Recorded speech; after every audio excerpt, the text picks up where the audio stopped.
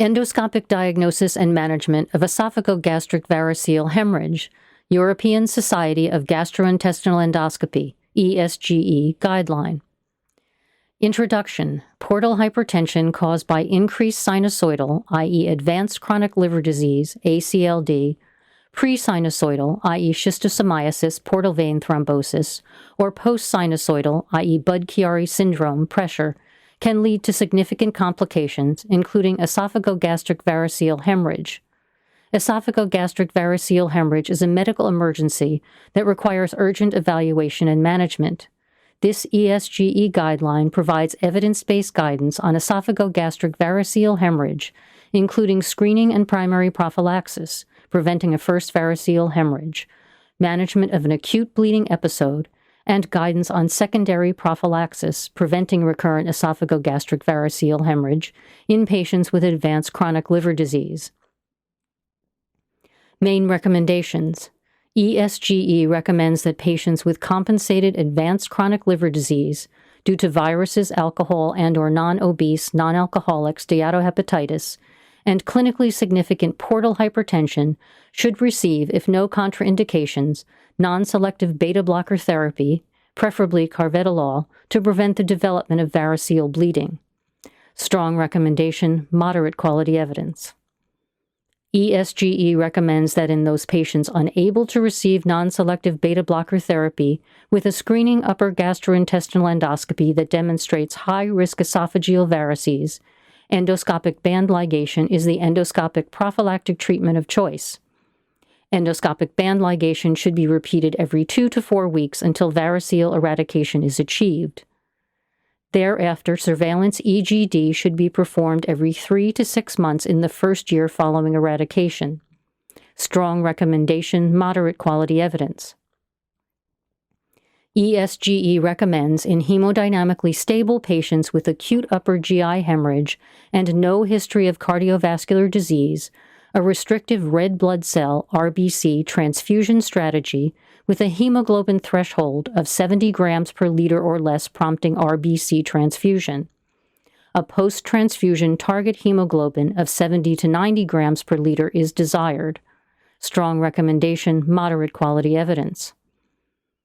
ESGE recommends that patients with advanced chronic liver disease presenting with suspected acute variceal bleeding be risk stratified according to the Child-Pugh score and MELD score, and by documentation of active versus inactive bleeding at the time of upper GI endoscopy. Strong recommendation: high-quality evidence. ESGE recommends the vasoactive agents terlipressin, octreotide, or somatostatin be initiated at the time of presentation in patients with suspected acute variceal bleeding and be continued for a duration of up to 5 days. Strong recommendation: high-quality evidence.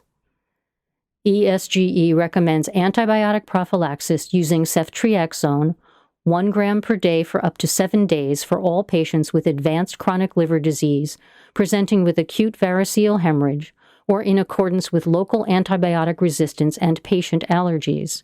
Strong recommendation: high-quality evidence.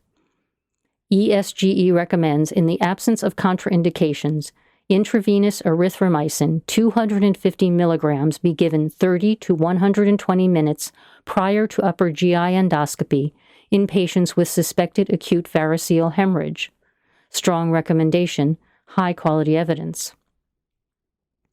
ESGE recommends that in patients with suspected variceal hemorrhage, endoscopic evaluation should take place within 12 hours from the time of patient presentation, provided the patient has been hemodynamically resuscitated. Strong recommendation: moderate quality evidence. ESGE recommends endoscopic band ligation for the treatment of acute esophageal variceal hemorrhage. Strong recommendation: high-quality evidence. ESGE recommends that in patients at high risk for recurrent esophageal variceal bleeding following successful endoscopic hemostasis, Child-Pugh C of 13 or lower or Child-Pugh B higher than 7 with active esophageal variceal hemorrhage at the time of endoscopy despite vasoactive agents or hepatic venous pressure gradient higher than 20 millimeters of mercury, preemptive transjugular intrahepatic portosystemic shunt, TIPS, within 72 hours, preferably within 24 hours, must be considered. Strong recommendation, high-quality evidence. ESGE recommends that for persistent esophageal variceal bleeding, despite vasoactive pharmacological and endoscopic hemostasis therapy, urgent rescue TIPS should be considered where available. Strong recommendation, moderate quality evidence. ESGE recommends endoscopic cyanoacrylate injection for acute gastric cardiofundal variceal hemorrhage. Strong recommendation, high quality evidence. ESGE recommends endoscopic cyanoacrylate injection or endoscopic band ligation in patients with GOV1 specific bleeding. Strong recommendation, moderate quality evidence.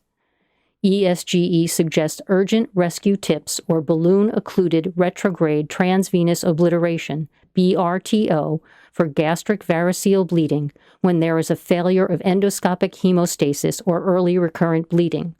Recommendation, low-quality evidence. ESGE recommends that patients who have undergone endoscopic band ligation for acute esophageal variceal hemorrhage should be scheduled for follow-up endoscopic band ligations at 1 to 4 weekly intervals to eradicate esophageal varices.